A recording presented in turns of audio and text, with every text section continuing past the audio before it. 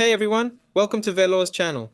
Today I'll show how to let multiple people edit or work on an Excel file.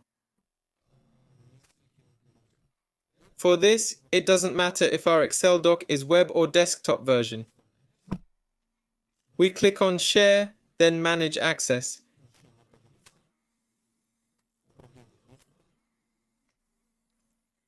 Here, click Distribute. Yes, here's where we set editing permissions. Who can edit? You can choose specific people using their email addresses.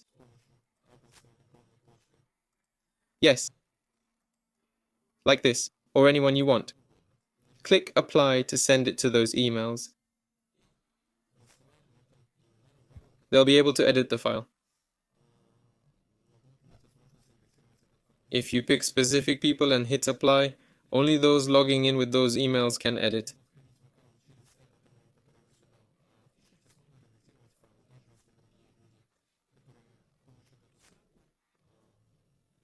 That's all for now. This has been Velour. See you later.